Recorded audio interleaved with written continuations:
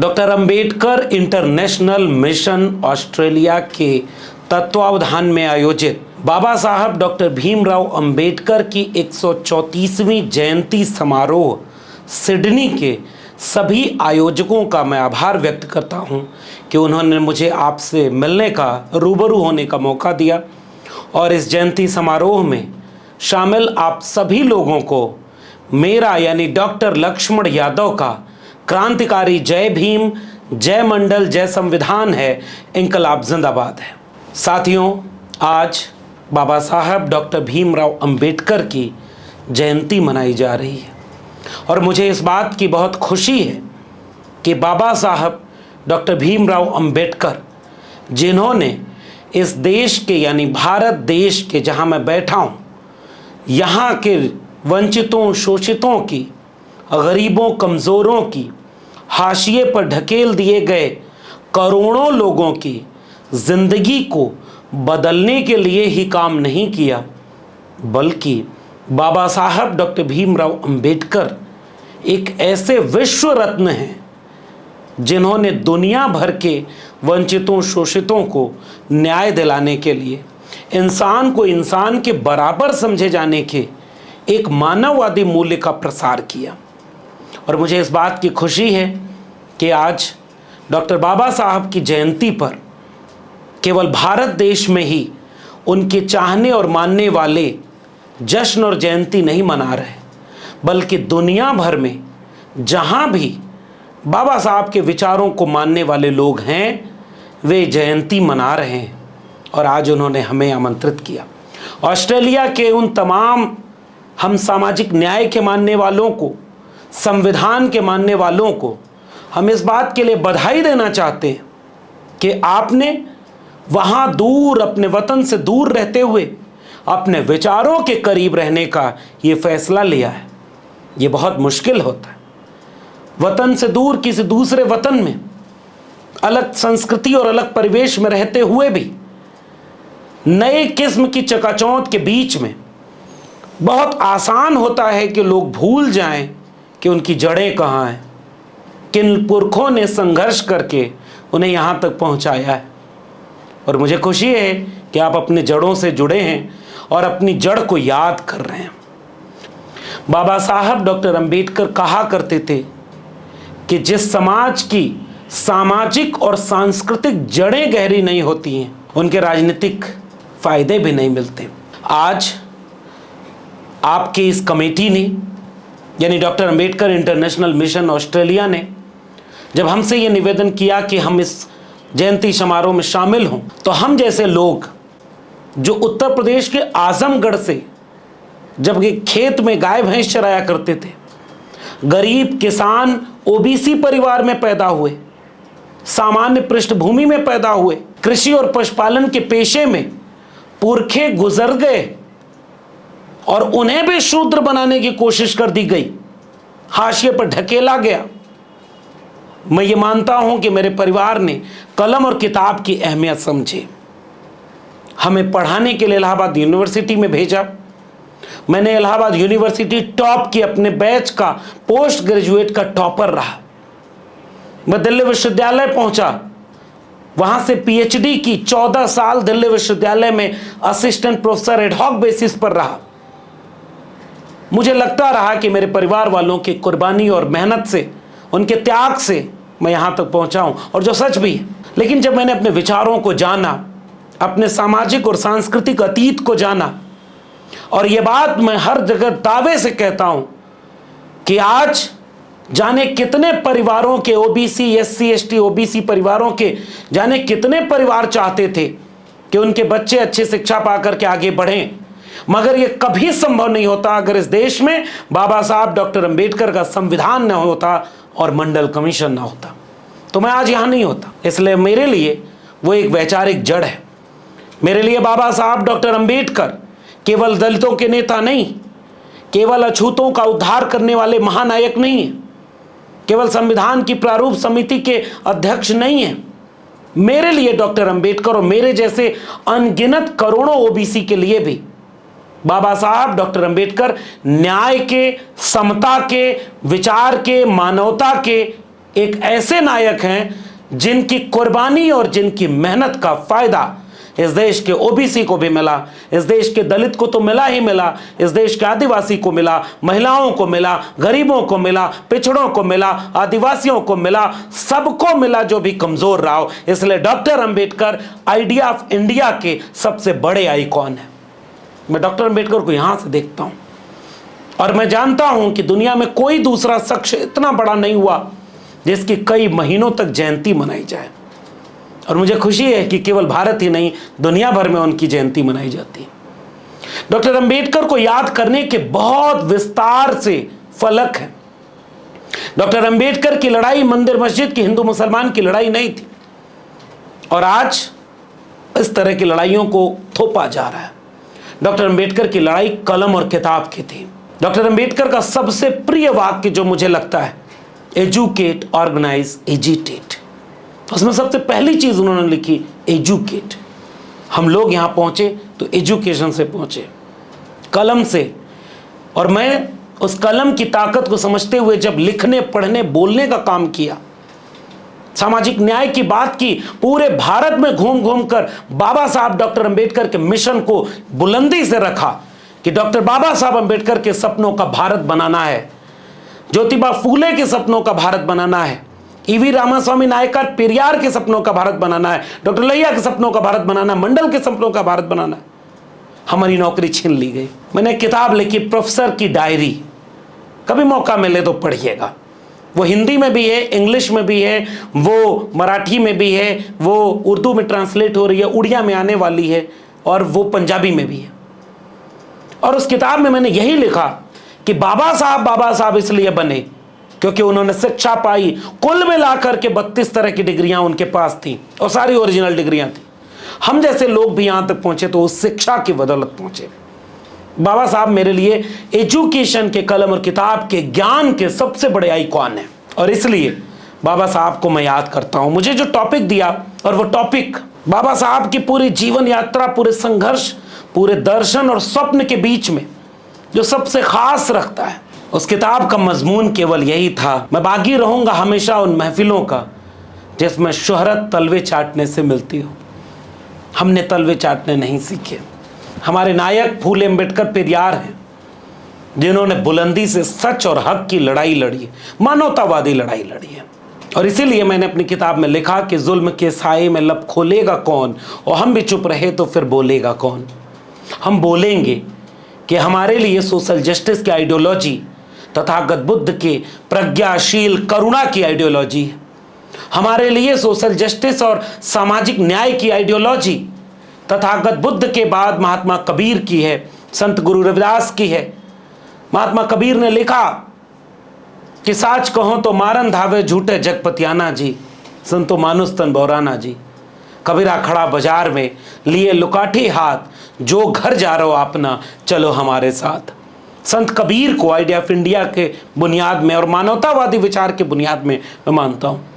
संत गुरु रविदास ने लिखा कि जस केलन के पात पात में पात, तस मानुस के जात जात में जात, रविदास मानुस न जुड़े जब तक जात न जात। मानुसता को खात है एक जात का रोग। संत गुरु घासीदास ने लिखा मन के एक समाना। नारायण गुरु बसवन्ना चोखा मेला ने सबने यही विचार को आगे बढ़ाया। बुल्ले शाह बाबा फरीद ने आगे बढ़ाया। उसी विचार को अयंकाली ने, बसवन्ना ने दक्षिण भारत में आगे बढ़ाया। ईवी रामास्वामी नायकर पेरियार ने आगे बढ़ाया।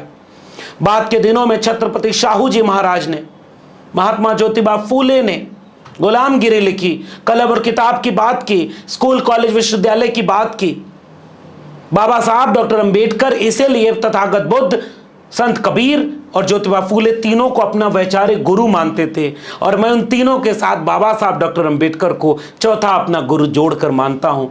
डॉक्टर लोहिया को अपना गुरु मानता हूँ, मंडल कांशीराम को अपना गुरु मानता हूँ। ये पुरखे हमारे गुरु रहे, और इन्होंने जो विचार दिया वो उस विचार से हम आगे चलने की कोशिश करते हैं। लेकिन आज 2025 में जब हम बाबा साहब को याद कर रहे हैं तो उन्हें याद करने के कई तरीके हो सकते हैं। मुझे एक टॉपिक दिया गया, ऑर्गेनाइजेशन का क्या इंपॉर्टेंस है, आइडियोलॉजी ऑर्गेनाइजेशन से कैसे आगे बढ़ती है। मुझे याद है कि बाबा साहब के पहले गुरु तथागत बुद्ध ने कैसे धम्म की पूरी संरचना को बनाया। बाबा साहब अपनी किताब बुद्धा एंड हिज धम्मा में इसको बहुत डिटेल से समझाते हैं कि धम्म कितनी बड़ी जिम्मेदारी का काम था। एक विचार, मानवतावादी विचार कैसे आगे जाएगा, उसका एक बुनियादी शर्त थी कि वो संगठन उसे आगे ले जाएगा। और उसके बाद के तमाम संतों, गुरुओं, महापुरुषों ने संगठनों पर जोर दिया।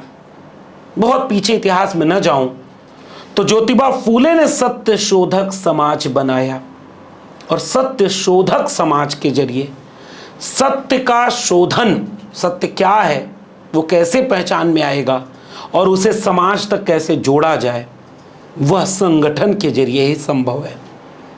बाबा साहब ने कई संगठन बनाए। पहले लेबर पार्टी ऑफ इंडिया से शुरू करके एक तरफ वो पत्रकार बाबा साहब भी हमारे सामने हैं जो 5-5 अखबार अपने जीवन यात्रा में निकालते हैं। मैं अखबारों को भी एक सांगठनिक ढांचे का अंग मानता हूँ। उनके जरिए भी आप अपने संगठन से विचार को निष्पादित करते हैं और उस विचार को संगठन में बहुत साध करके जिस जरिए समाज तक पहुंचाते हैं, उस मीडिया की भी जरूरत है। बाबा साहब मीडिया के साथ साथ ऑर्गेनाइजेशन में कई संगठन बनाते चलते हैं। मान्यवर कांशीराम ने चाहे DS4 बनाया हो, बामसेव बनाया, या उसके साथ और कई तरह के संगठनों को, बहुजन संगठक से लेकर के मीडिया के हिस्से को भी वो सांगठनिक रूप से आगे बढ़ाना चाहते थे।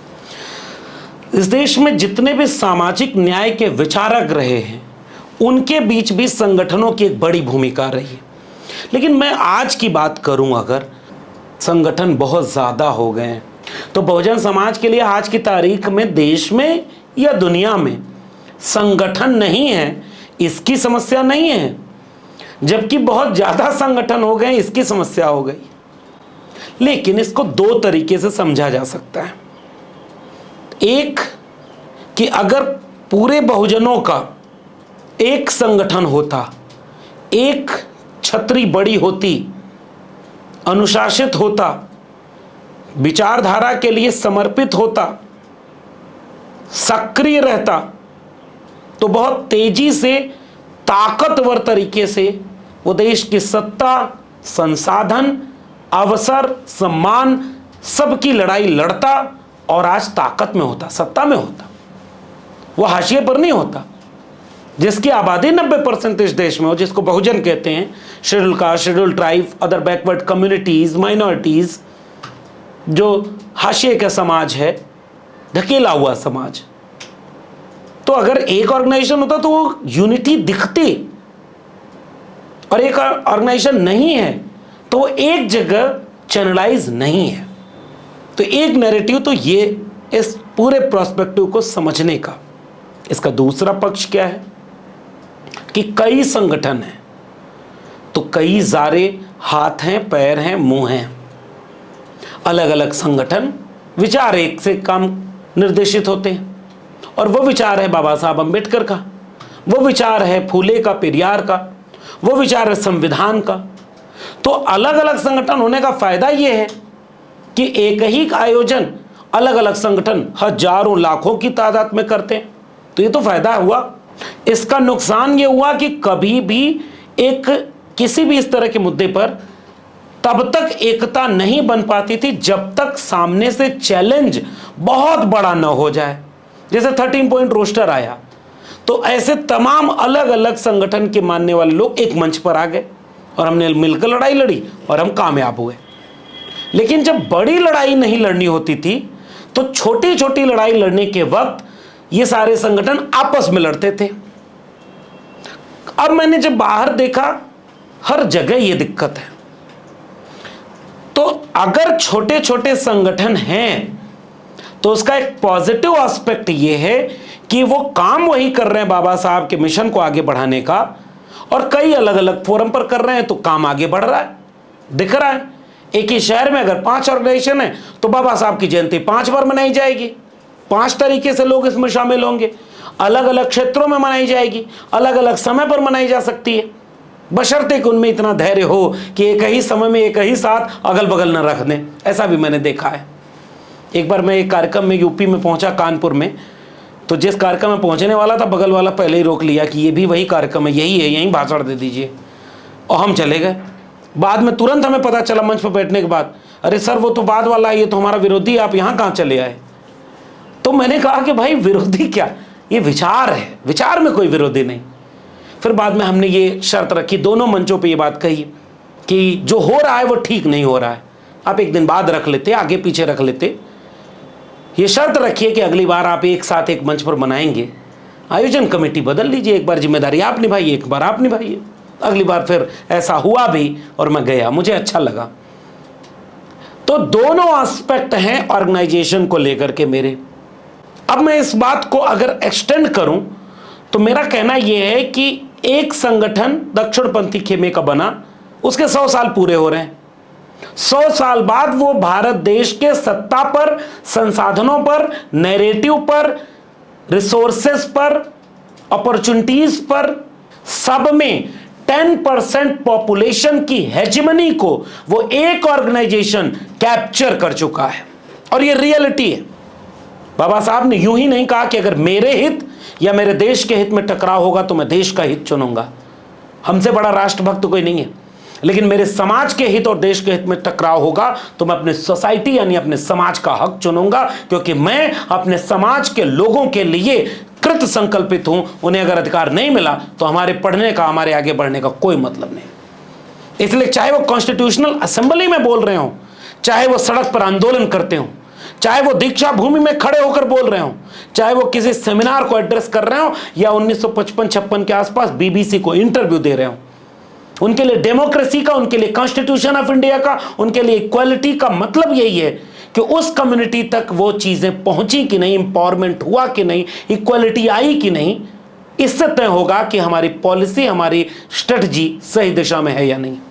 और ये काम करने का काम ऑर्गेनाइजेशन करता है। इसलिए डॉक्टर अंबेडकर ने ऑर्गेनाइजेशन बनाया, मानवर कांशीराम ने ऑर्गेनाइजेशन पर जोर दिया। लेकिन हमारे यहां दिक्कत ये होती थी कि वो उनमें फ्रिक्शन बहुत ज्यादा हुआ है, बहुत बिखर गया। इसलिए 100 साल पूरा करने वाला एक राइट विंग का ऑर्गेनाइजेशन कैसे विनिंग फोर्स बन जाता है, इसको कम से कम आप भी दुनिया में बैठकर सोचें, हम भी सोचें। उनका एक ऑर्गेनाइजेशन है, उनमें फ्रिक्शन नहीं हुआ, उनका काम आसान था, लड़ाने का, बांटने का, नफरत का, मुट्ठी भर लोगों की हेजमनी को कायम रखने का। और हमारा काम मुश्किल था। जातियों में 3743 जातियां ओबीसी की, दोनों ओबीसी, एससी, एसटी, ओबीसी सब मिला लें तो 6000 जातियां, जिसमें साजिश के तहत इनको बांट दिया गया। इसलिए शेड्यूल कास्ट कम्युनिटी में भी कोई यूनिटी हो ऐसा कतई नहीं है। हर कम्युनिटी में शादी नहीं होती। शेड्यूल कास्ट में एक कम्युनिटी दूसरे से अपने को ऊपर मानती है, नीचे मानती है, इसकी शादी उससे नहीं होती, वो उसके यहाँ पानी नहीं पिएगा, वो उसके ऑर्गेनाइजेशन में शामिल नहीं होगा, वो अलग अलग राय रखेगा। ओबीसी में तो ये गैप और ज्यादा है। ओबीसी में ये गैप इतना ज्यादा है कि उनकी आबादी ज्यादा है, इससे ज्यादा उनमें गैप है। इसलिए हमारा काम चैलेंजिंग है, और ऑर्गेनाइजेशन ये काम करता है कि इस वे आउट तलाशता है कि इस चैलेंज को हम कैसे टैकल करें। 1955, 1956, अक्टूबर 1956 तक डॉक्टर राम मनोहर लोहिया जो सोशलिस्ट पार्टी के लीडर थे, जो ओबीसी के लिए एक बड़ी मुहिम छेड़े हुए थे, और बाबा साहब Ambedkar Republic party of India form करना चाह रहे थे। इन दोनों में 3-3 पत्र व्यवहार होता है, और उस पत्र व्यवहार के जरिए मैंने अपने YouTube channel doctor Laxman Yadav पर वो पूरा डिटेल में एक्सप्लेन किया। वो चाहते थे कि ओबीसी और शेड्यूल कास्ट कम्युनिटीज के लोग मिलकर के एक बड़ा ऑर्गेनाइजेशन सेटअप बनाएं, जिससे कि हम रूल भी कर सके, रिसोर्सेस पर भी हमारा क्लेम हो सके, पॉलिटिक्स पर भी हो सकते, और हम अपनी सोसाइटी के कल्चर में एक यूनिटी बनाने का काम कर सकें। ऑर्गेनाइजेशन यहां काम करता है, और इसलिए हमारी गुजारिश होती है कि आज एक जरूरत इस बात की है कि हम कहां एक हो सकते हैं। अगर मैं अपनी बात को कंक्लूड करूं तो वो बात कुछ ऐसी होगी कि प्योरिटी की तलाश हमारे अंदर गैप पैदा करती है। अगर एक शेड्यूल कास्ट कम्युनिटी के व्यक्ति को लगेगा कि ओबीसी प्योर कैसे हो सकता है, अंबेडकराइट, तो गैप रहेगा। ओबीसी को हमेशा ये लगेगा कि अंबेडकर या बाबा साहब तो ओबीसी के लिए क्या किए, ये हम लोग समझाते हैं क्या किए और बताते रहते हैं बार बार। लेकिन इन दोनों को एक करने का जगह ऑर्गेनाइजेशन बना सकता है। और ऑर्गेनाइजेशन कहेगा कि 10 में से 5 बातें हो सकता है हमारी एक जैसी नहीं हो, कुछ गैप हो, कुछ अलग इंटरप्रिटेशन हो, कहीं हम अलग राय रखते हो, उसके सोशल, कल्चरल, फिलॉसफिकल या हिस्टोरिकल कुछ एविडेंस हैं जिसकी वजह से वहां एक स्कूल ऑफ थॉट काम नहीं करता। लेकिन अगर 10 में से 5 जगह एक है तो वो ऑर्गेनाइजेशन उस डेप्थ को, स्ट्रक्चर को बनाता है, पर्चे बनाता है, मुहिम बनाता है, एजेंडा सेट करता है, नैरेटिव बिल्डअप करता है, यूनिटी के अपॉर्चुनिटीज को डेवलप करता है, उसको एक प्रोग्राम की शक्ल में सोसाइटी तक ले जाता है और डिसिप्लिन के जरिए इस प्रोग्राम को एग्जीक्यूट कराता है। तब जाकर के 10 में 5 जगह अगर हमारा यूनिटी नहीं बन पाती है तो भी जो बाकी 5 जगह हमारी यूनिटी बनती है, उस यूनिटी को बिल्डअप करके उस मिनिमम अलायंस, मैक्सिमम अलायंस नहीं, मिनिमम अलायंस की जगह पर एक नए मूवमेंट की शक्ल में अपनी पूरी लड़ाई को आगे बढ़ा सकता है। बाबा साहब डॉक्टर अंबेडकर आज होते तो ओबीसी, एससी, एसटी सबको यूनाइटेड करके, माइनॉरिटीज़ को, पसमानदा को, महिलाओं को यूनाइटेड करके एक ऑर्गेनाइजेशनल सेटअप में बना करके अपने अतीत में हुई गलतियों से सीख लेकर के आगे बढ़ने की कोशिश करते हैं। अगर मैं कंक्लूड करूं अपनी बात को तो आज जरूरत इस बात की है, हमारी नाक लंबी हो गई, दिल छोटा हो गया। इसीलिए हमारा कोई एक संगठन नहीं है, हमारी कोई एक लड़ने की स्ट्रेटजी नहीं है, हमारी कोई एक रूपता नहीं है। और हम ये कतई नहीं कह सकते कि हमसे जो अलग है वो खराब है, या हमसे जो नहीं साथ आ रहा है उसमें कमी है। कमी किसी में भी नहीं है और कमी सब में है। लेकिन रास्ता निकालना मुझे लग रहा है हमारे प्रेफरेंस में होना चाहिए। और रास्ता निकलेगा तब जब हम ये स्टडी करेंगे कि बाबा साहब के बनाए हुए ऑर्गेनाइजेशन क्यों फिक्शन में, रिपब्लिक पार्टी ऑफ इंडिया कितने टुकड़ों में हुई और क्यों हुई, और सब एक ही जगह पे लड़ाई लड़ रहे होते हैं। बुद्धिस्ट सोसाइटी ऑफ इंडिया कितने टुकड़ों में बटी, बाम सेफ कितने टुकड़ों में बटा, किसी और ने तो नहीं बांटा, बांटा होगा, बाहर के लोग तो तोड़ेंगे ही आपको, कमजोर करेंगे ही आपको, लड़ाएंगे ही आपको। लेकिन क्या आप इतने कमजोर थे कि आप उस बाहर की साजिश को नहीं समझ पाए, या आप भीतर की साजिश से शिकार हो गए?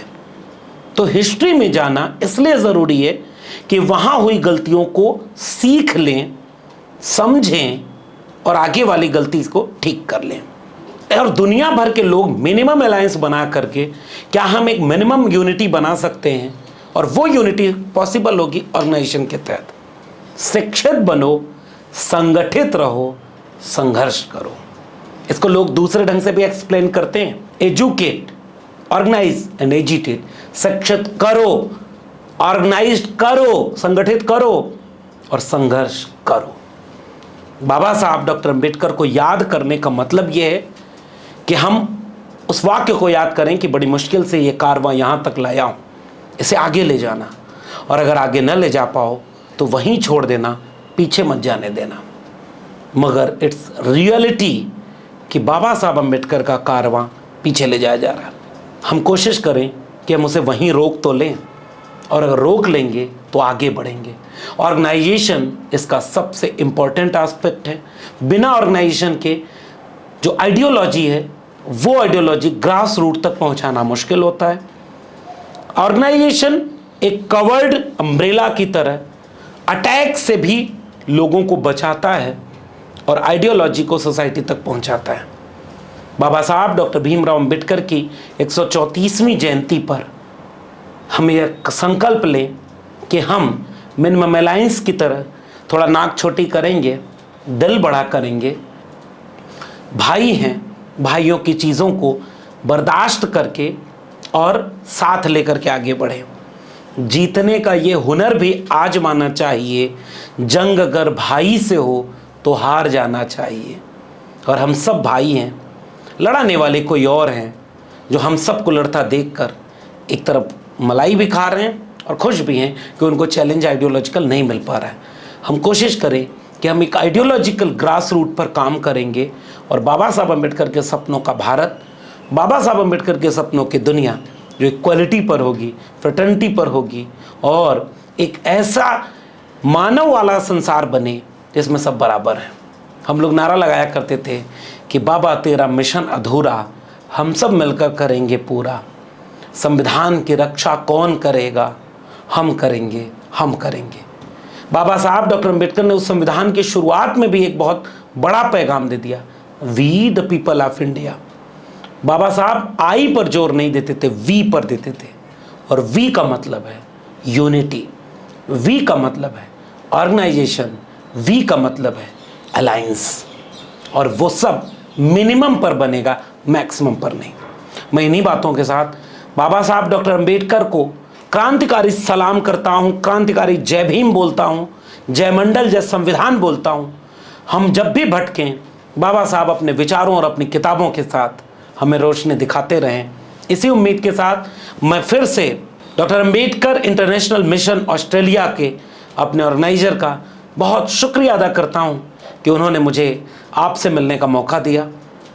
बहुत बहुत धन्यवाद। जय भीम, जय मंडल, संविधान जिंदाबाद, उल गुलाम जिंदाबाद, इनकलाब जिंदाबाद। Thank you.